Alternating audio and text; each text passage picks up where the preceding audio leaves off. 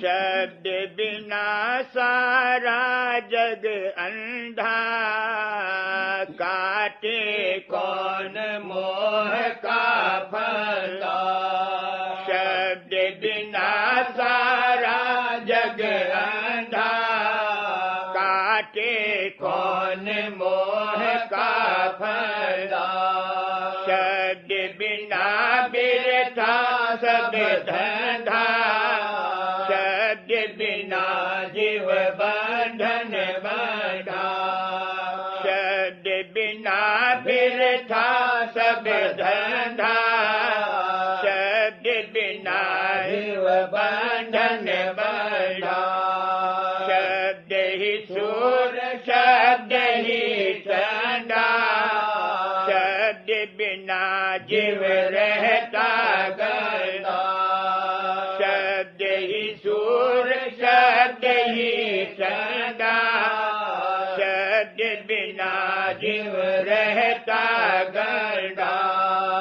शब्द बिना सब ही मति मंदा, शब्द ही नासी है शब्द ही पंडा। शब्द बिना सब ही मति मंदा, शब्द ही नासी है शब्द ही पंडा।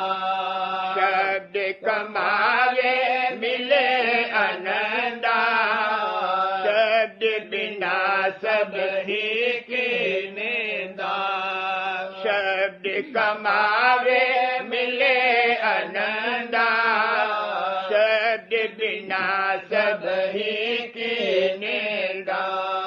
ताते शब्द ही शब्द कमाओ, शब्द बिना कोई और न ध्याओ। ताते शब्द ही शब्द कमाओ, शब्द बिना कोई और न ध्याओ। शब्द भेद तुम गुरु से पाओ, शब्द माहिर जाए समाओ। शब्द भेद तुम गुरु से पाओ, शब्द माहिर जाए समाओ। शब्द अधर में करे उजारा, शब्द नगर तुम झांको यारा। शब्द अधर में करे उजारा, शब्द नगर तुम झांको द्वारा। शब्द रहे सब ही से न्यारा, शब्द करे सब जीव गुजारा। शब्द रहे सब ही से न्यारा, शब्द करे सब जीव गुजारा। शब्द जानियो सबका सारा, शब्द मानियो होए उबारा। शब्द जानियो सबका सारा, शब्द मानियो होए उबारा। शब्द कमाई करे मीत, शब्द प्रताप काल को जीत। शब्द कमाई करे मीत, शब्द प्रताप काल को जीत।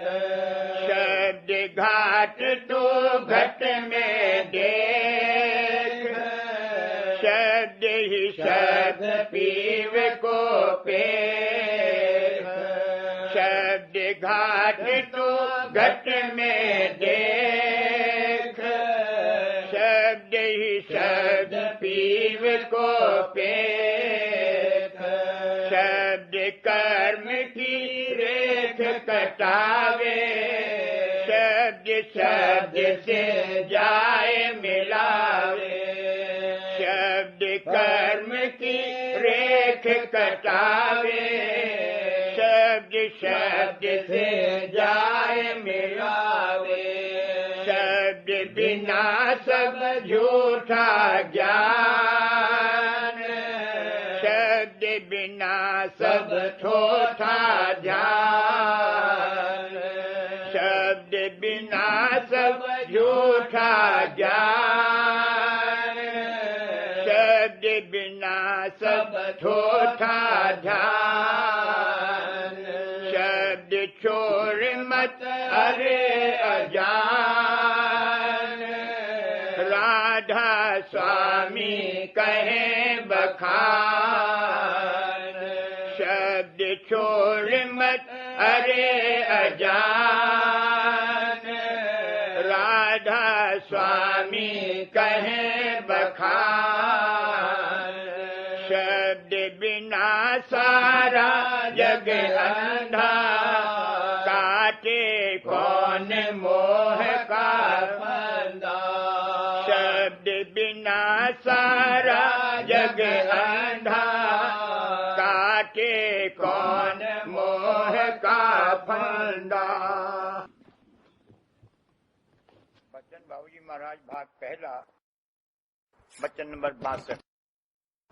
इलाहाबाद 21 जनवरी सन 1932।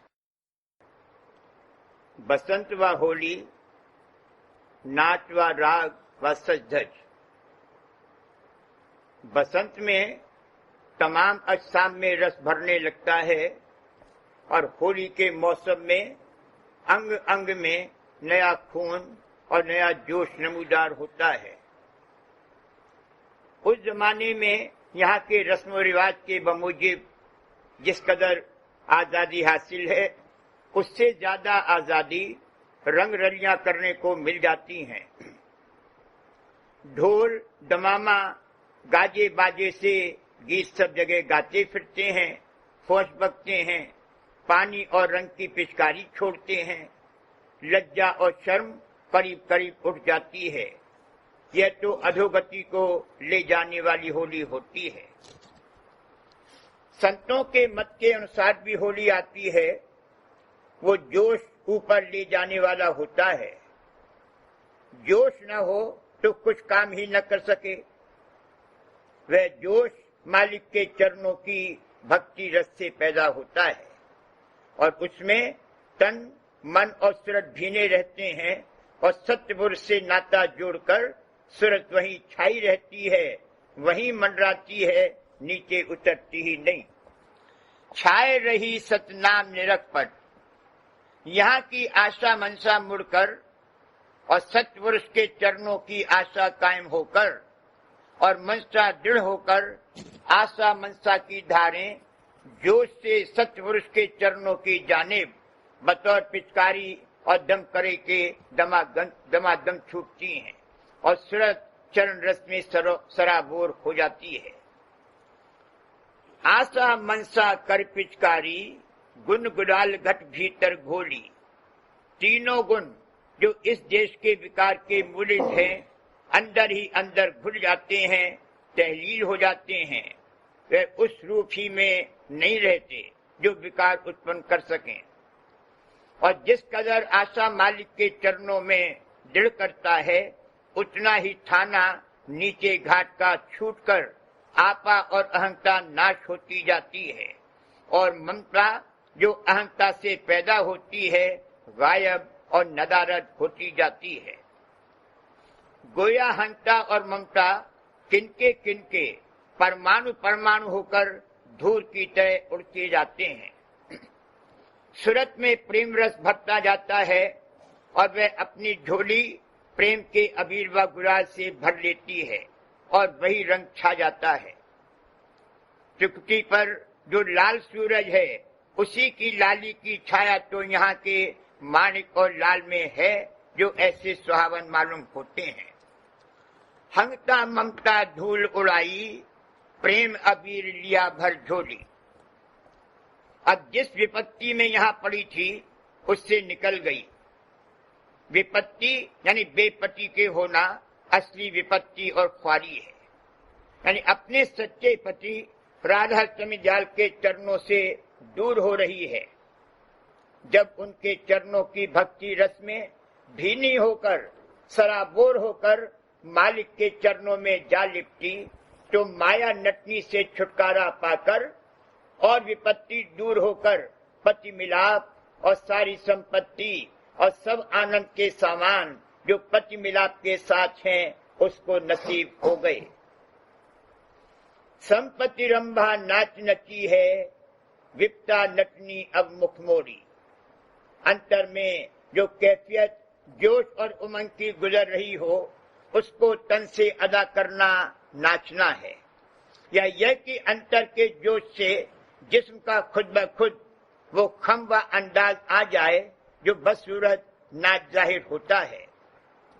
नाच में तन के तोड़ मोड़ से अंतर की हालत दरस जाती है।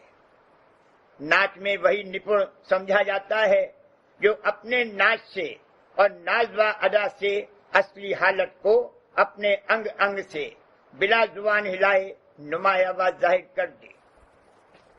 गाना अंतर की हालत को आवाज के उतार चढ़ाव से जाहिर करता है। खाली आवाज और सुरों की तालीम काफी नहीं है, अंतर में वह भाव आ जाना चाहिए।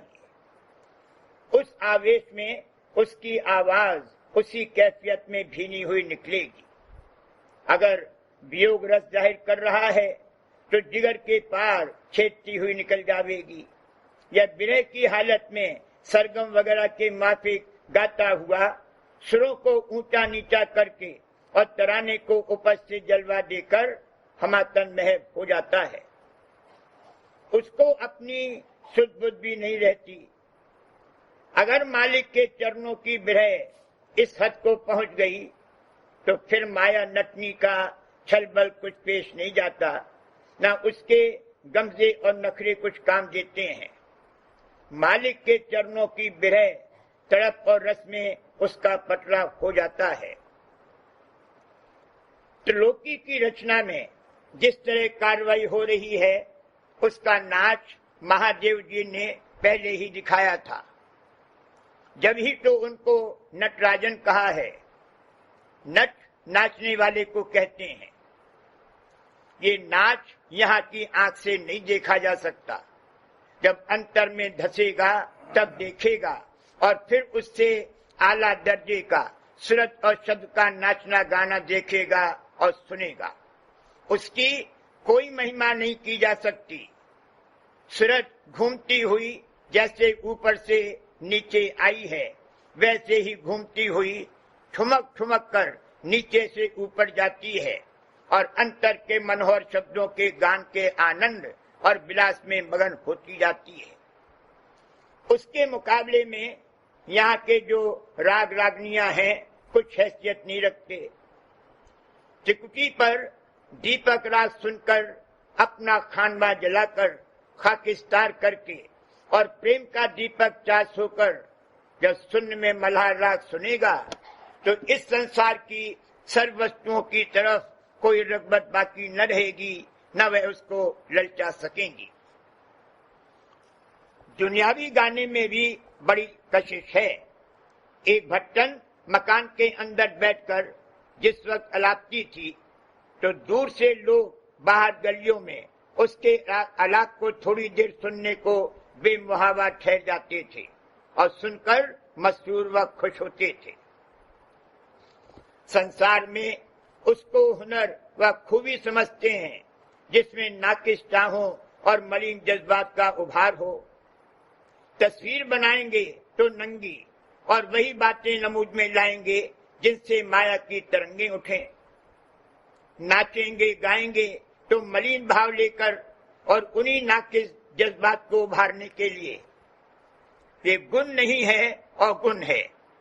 यहाँ भी ऊंचे दर्जे के रस हैं जैसे सूर रस, वीर रस और पतिव्रत में भीनी होकर सती रस वगैरह। जब अंतर के नूरानी जलवे और मालिक के रूप की झलक नजर आ जावेगी और मनोहर शब्द की भनक कान में पड़ जावेगी तो यहाँ के ओछे और मलिन रस पर थूकेगा भी नहीं। पहले बिहाग गाकर, फिर भैरवी जगाकर और प्रेम दीपक जलाकर असली मल्हार राग रारंग पद में 10वें द्वार में सुनेगा। गावत राग मलार धुन अनहद शोभा अधिक, सुजनिया लखी शब्द की धार, राधा स्वामी गावत राग मलार। वहां प्रेम की वर्षा हो रही है, अमृत की चौधारा झमाझम बरस रही है और सराबोर और मस्त कर रही है। जहां अमृत बरसे चौधारा, ये हालत उस वक्त नसीब होगी जब पहले काल से आंख मिचौली खेल लेगा, यानी अपने को उससे चुराकर छिपाकर मालिक के चरणों में इस तरह लगावे कि वह इसको दौड़ा दौड़ा ढूंढता फिरे और पकड़ न पावे और सूरत मालिक के चरणों में लोलीन रहे। खेली काल संग आंख मिचौली। सज धज और छवि किसको कहते हैं?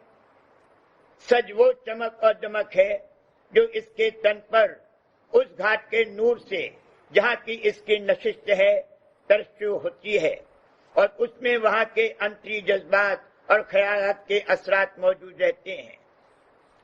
धज उस रुख, झुकाव और मोड़ को कहते हैं जो इसकी अंदरूनी तवज्जो और रग़बत की वजह से इसके जिस्म से जाहिर होते हैं।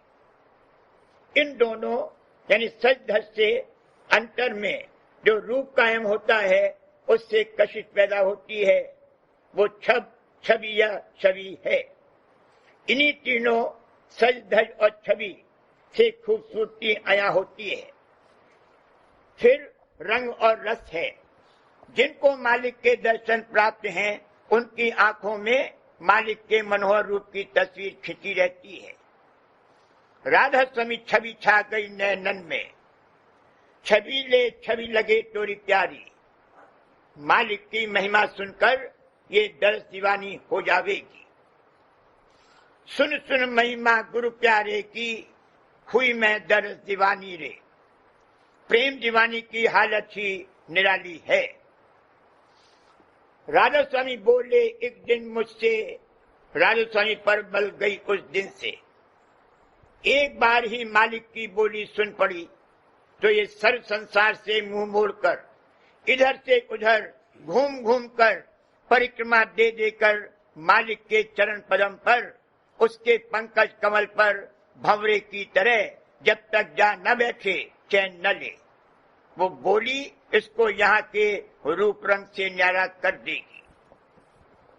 प्रेम वाणी में शब्द निकला, हे मन रसिया काया के बसिया, छोड़ो हमारी डगरिया हो। उस पर फरमाया कि इस कड़ी को छोड़ो हमारी डगरिया हो को कई बार पढ़ो। इस मन बदमाश से कह तो लेने दो कि हमारी डगरिया छोड़ो।